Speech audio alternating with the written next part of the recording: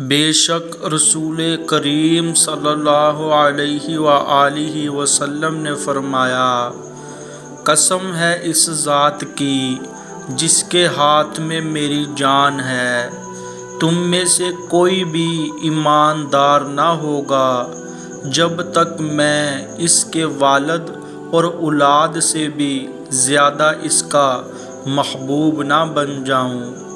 ایک آدمی نے رسول اللہ صلی اللہ علیہ وآلہ وسلم سے پوچھا، کون سا سلام بہتر ہے؟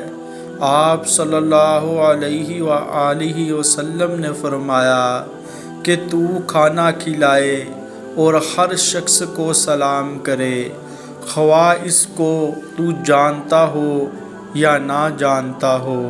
آپ صلی اللہ علیہ وآلہ وسلم نے فرمایا، منافق کی علامتیں 3 ہیں: جب بات کرے جھوٹ بولے، جب وعدہ کرے اس کے خلاف کرے، اور جب اس کو امین بنایا جائے تو خیانت کرے۔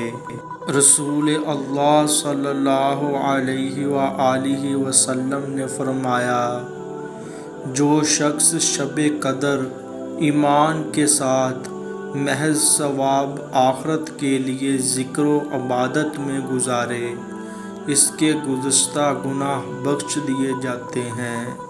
نبی کریم صلی اللہ علیہ وآلہ وسلم نے فرمایا، جس نے رمضان کے روزے ایمان اور خالص نیت کے ساتھ رکھے، اس کے پچھلے گناہ بخش دیے گئے۔ نبی کریم صلی اللہ علیہ وآلہ وسلم نے فرمایا کہ مسلمان کو گالی دینے سے آدمی فاسق ہو جاتا ہے اور مسلمان سے لڑنا کفر ہے۔ رسول کریم صلی اللہ علیہ وآلہ وسلم جب قضائے حاجت کے لیے بیت الخلاء میں داخل ہوتے تو یہ دعا پڑھتے، اے اللہ، میں ناپاک جنوں اور ناپاک جننیوں سے تیری پناہ مانگتا ہوں۔ نبی کریم صلی اللہ علیہ وآلہ وسلم جب رات میں تہجد کے لیے کھڑے ہوتے تو پہلے اپنا منہ مسواک کے ساتھ خوب صاف کرتے۔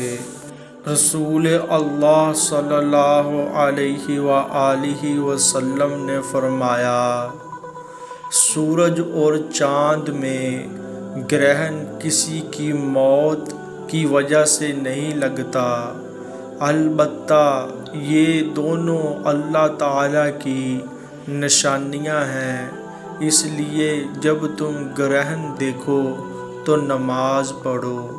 ایک یہودی عورت ان کے پاس مانگنے کے لیے آئی اور اس نے دعا دی کہ اللہ آپ کو قبر کے عذاب سے بچائے۔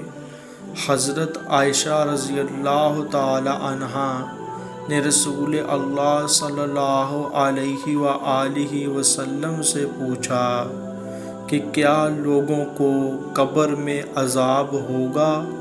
اس پر آپ صلی اللہ علیہ وآلہ وسلم نے فرمایا کہ میں اللہ تعالیٰ کی اس سے پناہ مانگتا ہوں۔ ایک دن ایک آدمی نے حضرت محمد صلی اللہ علیہ وآلہ وسلم سے پوچھا کہ کون سا سلام بہتر ہے؟ فرمایا، یہ کہ تم کھانا کھلاؤ اور جس کو پہچانو اس کو بھی اور جس کو نہ پہچانو اس کو بھی، الغرض سب کو سلام کرو۔